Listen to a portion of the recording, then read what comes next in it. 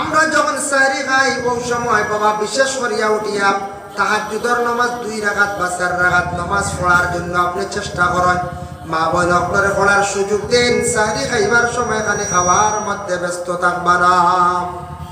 দয়া করে সারায় এই সময় নামাজ পড়তে পারছেন না, পারলে আপনি উজু করিয়া দোয়া খান করক। শেষ রাত তো দোয়া আল্লাহর দরবারে কবুল।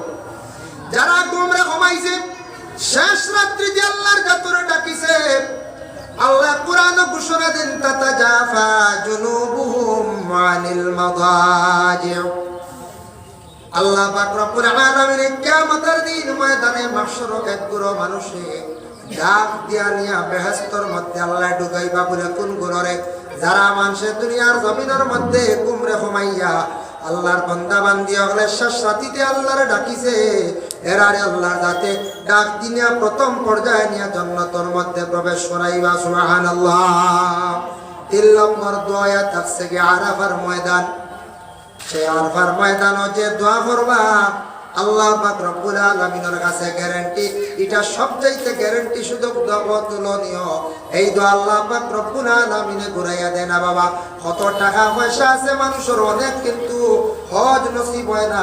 কিছু আছে খেয়াল করা লাগে, আর কিছু আছে আল্লাহর হুকুম হওয়া লাগে, যার জন্য আল্লাহর বান্দেগান নিজে যদি খেয়াল করি না। বাদশাহ শাহজাহানের ওটাল সম্পদ আসলো ভারতবর্ষে, বাদশাহ শাহজাহানের তান জিন্দেগি তাই নজ করতে পারছই না।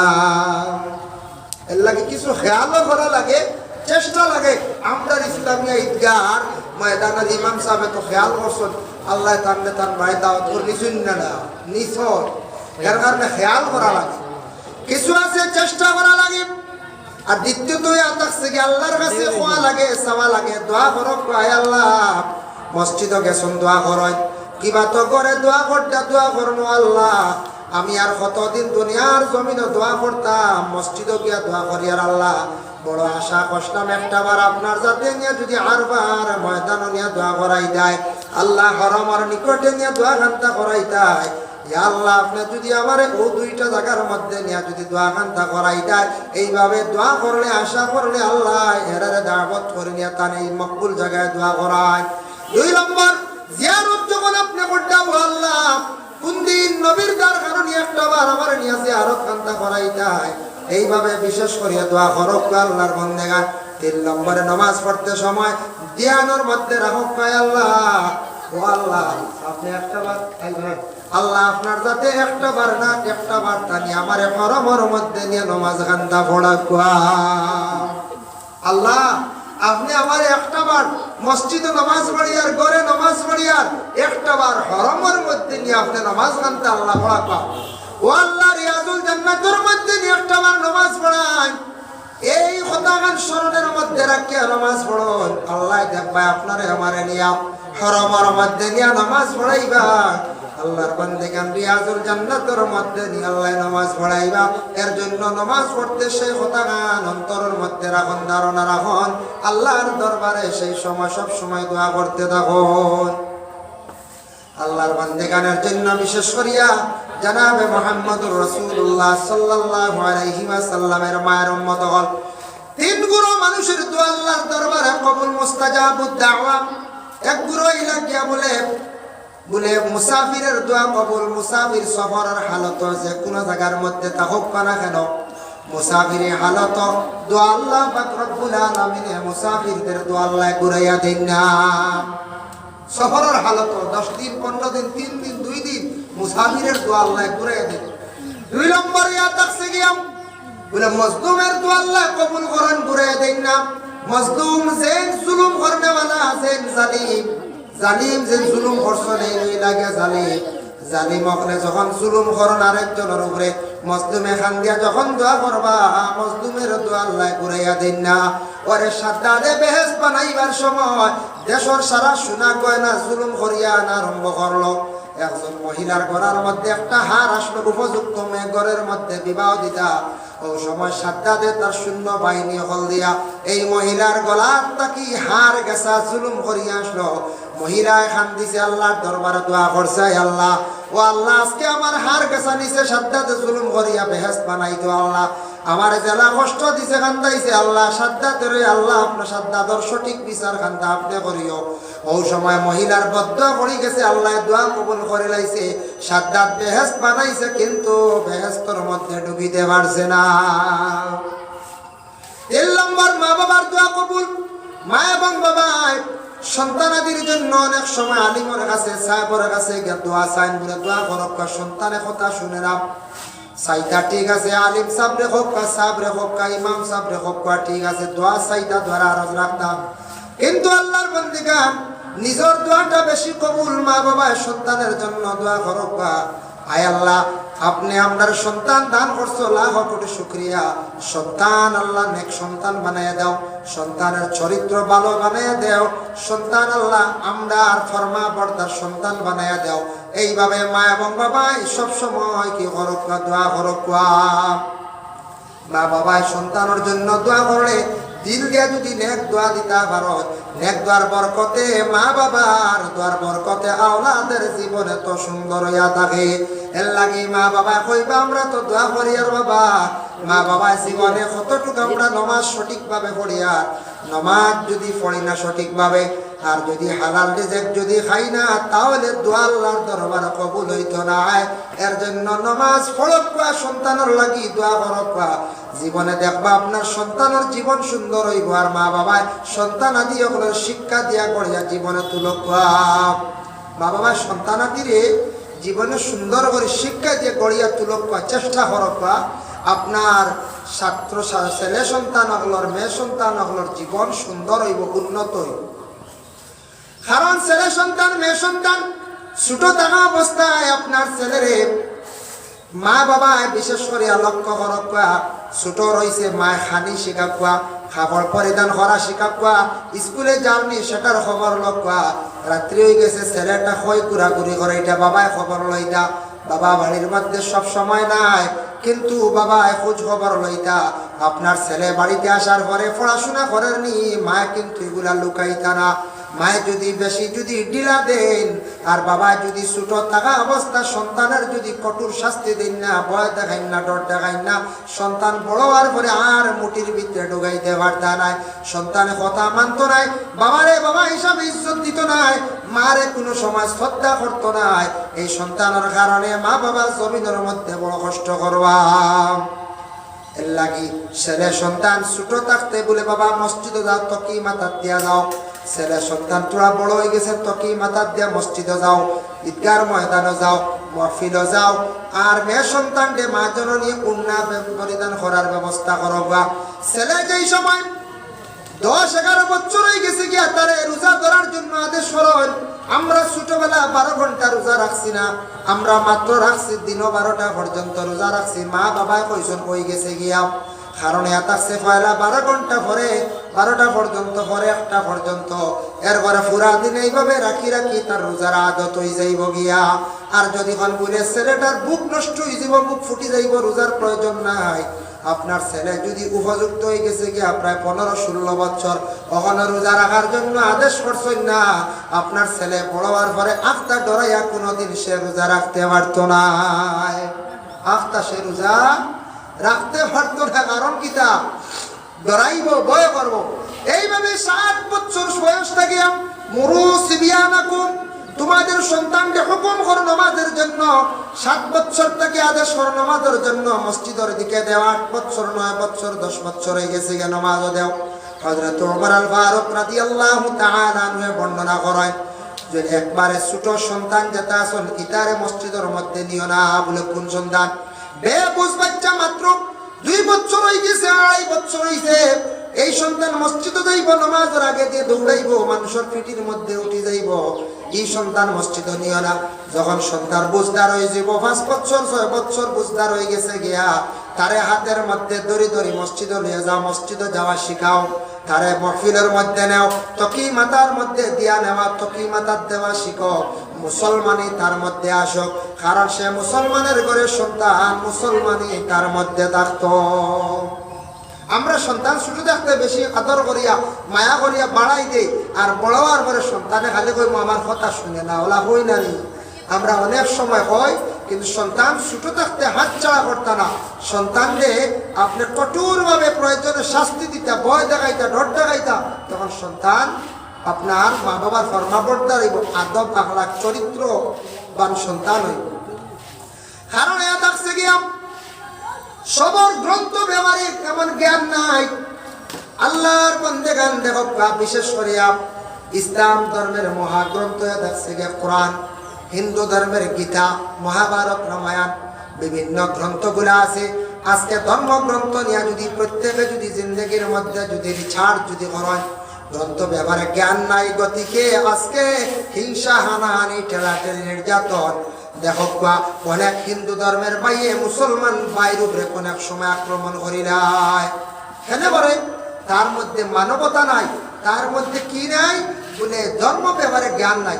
অনেক জায়গা কোন সময় দেখবে কোন মুসলমান ভাইয়ে হিন্দু ধর্মের বাইরে কমেন্ট করে, গালিগালাজ করে, খেনে করতো সে একজন মানুষ। আমার নবীর মধ্যে সে আদর্শ ছিল না। আমার নবী কইছেন যে কোনো ইসলাম ধর্মের ব্যতীত যে কোনো ধর্মের মানুষ হোক, সনাতন ধর্মের মানুষ হোক, এখন তো বিভিন্ন ধর্মের মানুষ বাড়িস না, আগে এইভাবে তো ধর্ম ছিল না। জৈন ধর্ম, শিখ ধর্ম, খ্রিস্টান ধর্ম, যত ধর্মের মানুষ থাকুক না কেন সে একজন মানুষ। আমার ইসলাম ধর্মের ভাই যারা আছেন, আমার ব্যবহারটুকু দেখিয়া অন্য ধর্মের মানুষে ইসলাম ধর্মের প্রশংসা করতেন না। ইসলাম ধর্মের মধ্যে মানুষের মধ্যে যদি ব্যবহারটুকু, যদি আচরণ যদি সুন্দর থাকে, অন্য ধর্মের মানুষেরা প্রশংসা করবো, ইসলাম ধর্মের মানুষের সম্মান বাড়িব। ইসলাম ধর্মের মানুষের মধ্যে কয়েকটা জিনিসের অভাব। আমরা ইসলাম ধর্মের মানুষ, আমরা মুসলমান জাতি, আমরা কোন মহল, কোন জায়গায় কিভাবে কি স্তরে চলা লাগে সেটা আমরা বুঝি না। এর কারণে আমরা বড় পিছনে পড়ছি। মনে করো আজকে একটা বড় পার্লামেন্ট, এই পার্লামেন্টও যাইতে হইলে এক ধরনের খাবার লাগবই না, না লাগবো। এই পার্লামেন্টও আমি যদি আউরি যদি খাবার ব্যবহার করে যাই আমার অসুন্দর লাগবো, আমার এই পার্লামেন্টও মানাই বলছি না। শুক্রবার দিন, জুমার দিন সুন্নতি লেবাস যদি লাগাই, মুসলমান হিসাবে যদি আমি সুন্নতি লেবাস লাগাই, আত্তর লাগাই মসজিদে যদি যাই, আজকে ওয়াজ মাহফিল আসছে তো কি মাথার দিয়া যদি আমি আসি, তাহলে আমার মুসলমান এটা পরিচয় থাকলো, আমি একজন মুসলমান। এটা আপনার আমার মধ্যে থাকতো। কোনো বড় একটা সভা আছে, সবার মধ্যে যাইতে কোন কাপড়ে আমার মানাইব, কোনটা গেলে সেটিং হইব, পছন্দ হইব, এগুলো আমি বুঝতাম। বাইরে হাটে মাজারে বিভিন্ন জায়গায় বাজারও যাওয়ার সময় আমি এমন এক ধরনের কাপড়গুলা ব্যবহার করতাম যে কাপড়টা দেখার পরে অন্য জাতিরা আমাদের ঘৃণা করে না, অবহেলা করে না, আমাদের অবহেলা করতো না। কারণ আমরা ইসলাম ধর্মের, আমরা উচ্চ পর্যায়ে এক ধর্মের মানুষ। আমাদের মধ্যে পাক পবিত্রতা থাকতো, আমাদের মধ্যে কি থাকতো, ব্যবহারটুকু সুন্দর হইতো, মাত কথাও সুন্দর হইতো। অন্যায় জিনিসটা আমরা প্রশ্রয় দিতাম না। আমরা এখন অন্যায় জিনিসটা বেশি প্রশ্রয় দিই। অন্যায়কারী কোনো মানুষ যদি থাকে তার পক্ষে দেখবা মানুষ বেশি, আর যে মানুষ ন্যায় আছে তার পক্ষে দেখবা মানুষ সব। বর্তমান যুগে এমন অবস্থা দাঁড়াইছে আমাদের দেশে বাবা, যার জন্য আমাদের ইসলাম এমন নবী যে এত কষ্ট করিয়া ধর্মের জন্য দুনিয়ার জমিন প্রচার করে দিয়া গেছেন, কিন্তু ইসলাম ধর্ম আজকে জায়গায় জায়গায় ইসলাম ধর্মের মানুষ সকল লাঞ্ছিত বঞ্চিত। তার কারণ বাকিটা মানুষ দুনিয়ার জমিনের মধ্যে হক মতে কম। মসজিদ যেমন বানানি হয়েছে, মসজিদের একটা কমিটি আসন, কমিটি যদি কোনো সময় ফল্ট হয়, মানুষ মাত্র কোনো সময় ভুল হয়, অন্যান্য যায় কমিটি ভুল হয়েছে, ভুল মানিয়ে নিতাম। আর কোন সময় মানুষে ভুল করছে, ভুল করার সঙ্গে সঙ্গে কমিটি ভুল দর্শনিকার ভুলটে মানিয়ে নিতাম। যার কারণে বিশেষ করে কোনো সময় মসজিদের কমিটি যদি ভুল করছে, এখান জনসাধারণ হলে বুঝতা, তাই না বুঝতা আমার একটা ভুল হয়েছে, তখন আর মহল্লার মধ্যে কোনো সময় ফিতনা ফসাদ আসে না। কমিটি যেটা আছে, কমিটির সিদ্ধান্ত করে একজন মেসাব রাখছেন, মেসাব রাখার পরে মহল্লার মধ্যে মেসাব যদি টনটনি যদি মেসা বগল বিদা দেয়, মেসা বগল যায় কোনো কারণে মহল্লার বিভিন্ন রকম মানুষে বেশি মাতন যদি কোনো আপনার কোনো অসুবিধা দেখা দিছে, মেসাব সম্পর্কে আপনি কমিটিরে জানাইতে, আপনার অবজেকশন দিতা, কমিটির মানুষে অবজেকশন দিবা। সবে যদি মেসাবার লাগে যদি মাত কথা আবার আরম্ভ করি অবজেকশন দেই, তাহলে মেসাব মসজিদও ঠিকায় রাখা সম্ভব নাই। কারণে আতারছে গিয়ে মসজিদ থাকি বারবার জলদি জলদি মেসাব যদি পরিবর্তন হন তাহলে জানিয়া রাখবা মহল্লার দুর্নামাই হয়, মহল্লার বদনামাই হয়। বাদে মেসাব হল ভাবা যাইতো না, এই মহল্লার মেসাবার ঠিকানে যাইতো না। এর লাগে বেশবে হামসার মধ্যে সবে মাতন সবে যদি বিশেষ করে মেসাবর পিছনে কমিটির পিছনে সমালোচনা করুন, এই মহল্লার মানুষ এমন নিচর পর্যায়ে গিয়া পৌঁছয়, এই মহল্লার দুর্নামাই বদনামাই, যার কারণে মহল্লার আর উপযুক্ত কোনো মেসাব দেওয়া যায় না। এর লাগিয়া মসজিদের ইমাম সাহেব রাখার পরে টনটনি বদলানি সবে আমরা দুই জায়গার মাটিতে সুযোগ পাই, কারণ অ্যাকশন নাই, জলদি অ্যাকশন হয়। 1 নম্বর হইল মসজিদের ইমাম সাহেব, আর 2 নম্বর হইল গড় স্ত্রী। বলারা গড় স্ত্রীরা অনেক সময় বড় বড় কথা কই নাই, কারণ মেয়েটা ধৈর্য ধারণ করছে, মেয়েটা জলদি বাবার বাড়ি কইছে, অ্যাকশন নিছে না, মেয়েটা সবার করে লাইছে আপনার সালর তলে আসার কারণে। আর 2 নম্বরে মসজিদের মেসাব হল খবরদার, মানুষে অনেক সময় বুড়া কাম করেন, বুড়া কমেন্ট করিয়া দেখুন। এর লাগে মেসাব অনুপস্থিতে কোনো মসজিদের ইমাম সাহেব যদি তখন না খে নমাজ পড়াইতা, বিশেষ করিয়া মেসাবে যদি খেয়ার দায়িত্ব দিয়া যায়, মেসাবে দায়িত্ব দিছেন ঠিক আছে, মেসাবে দায়িত্ব দেওয়ার সঙ্গে সঙ্গে এই নমাজ পড়াইতা। আর মেসাব নাই খে নমাজ পড়াইতে পারবা, যার কোরআন খান সহি আছে, শুদ্ধ আছে, একজনের দাড়ি আছে, এর মাসলা লোকে ফেকার মাসলা কুদুরি তো আছে, হেদায়াত আছে, একজনের দাড়ি আছে তাই নমাজ পড়াইতা বলে তার কোরআন গলত, আর একজনের দাড়ি নাই কিন্তু কোরআন সহি, হয়তো দাড়ি যার নাই কোরআন সহি হইলে তার আগে দিয়ে নমাজ পড়া কোয়া মাসলা হইল সঠিক মাসলা, কোরআন শুদ্ধ হইত। 2 নম্বরে আকাশে গিয়া এই ব্যক্তি নমাজ পড়াইবার উপযোগী নি, তার সামনে দিয়ে নমাজ পড়া কোয়া আল্লাহর বন্দেগারের জন্য বিশেষ করিয়া। আর মসজিদের ইমাম উপস্থিত থাকি গেলে আর কেউ নামাজ পড়াইবার জন্য কোনো হুকুম নাই, ইমাম সাহেব থাকা সত্ত্বেও আর কেউ পড়াইতে পারত নাই, যতক্ষণ পর্যন্ত ইমাম সাহেব কি করছেন না আল্লাহর বন্দারে যত সময় পর্যন্ত অর্ডার দিছেন না পড়াইতে পারেন না।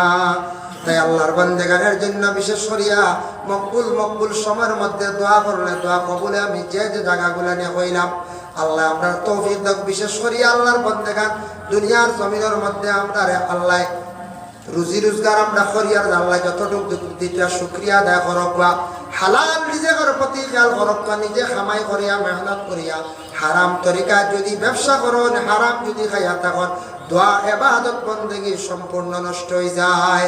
এর লাগে হালাল নিজে মেহনত করিয়া খামাই করিয়া যেটা আনবা হালাল নিজে কইতো বাবা, হারাম যদি সম্পদ যদি খেয়ে যদি দাবিয়া যদি এতিমর সম্পদ যদি দাবিয়া খাইলায়, খেয়ে যদি তার বাইর সম্পদ যদি সে দাবিয়া যদি খাইলাক দুনিয়ার জমিনে কোনো অসুবিধা নাই, কিন্তু এই হকর দাবি একদিন ছুটাইতে লাগবো।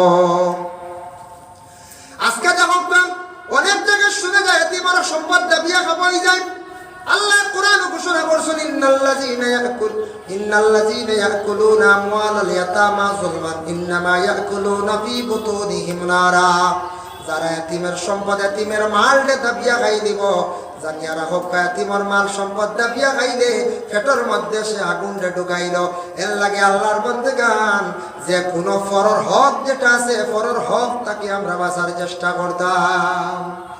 সবটা আল্লাহ মাফ দেয়, যত বড় বন্দা গুনাহ করো কিন্তু ফরর হক আল্লাহ মাফ দেন না, ফরর হক আল্লাহ কখনো মাফ দেন না। মালিকে যত সময় তার দাবি ছাড়ছে না ততক্ষণ পর্যন্ত আল্লাহর বন্দার হক কোনোদিন তওবা যত হরক মাফ সাবকা মাফ হইতো নাই। এর লাগে কোনো মানুষে যদি অন্যর হক যদি দাবিয়া খাইলায়, জুলুম করিয়া যদি সে খাইলায়, কিয়ামতের দিন নেকি দিয়া ছুটিয়া যাওয়া লাগবো, নতুবা আমল নমাজ তাকি তার গুনার অংশ নেওয়া লাগবো। আল্লাহ পাক রব্বুল আলামিন আমদারে মকবুল সময়ের মধ্যে দোয়া করার আল্লাহ তৌফিক দান করুক, সবে হোক আল্লাহুম্মা আমিন। বাবা দোয়া করলে কি দাওয়ায় বলে দোয়ায় মানুষের বুড়া তকদির বালা তকদিরে পরিবর্তন হয়ে যায়। এর লাগি নিজে দোয়া করতে সময় অন্যর লাগি দোয়া করক, দোয়া করতে সময় মা বাবার জন্য দোয়া করক, মা বাবার কথা কইয়া দোয়া করলে অন্যর কথা কইয়া দোয়া করলে এই দোয়া আল্লাহর দরবারে কবুল হয়। তবে দোয়ার রেজাল্ট জলদি পাইতা নাই, দোয়ার রেজাল্ট খেয়ে জলদি পাইবা, খেয়ের দেরি হইব।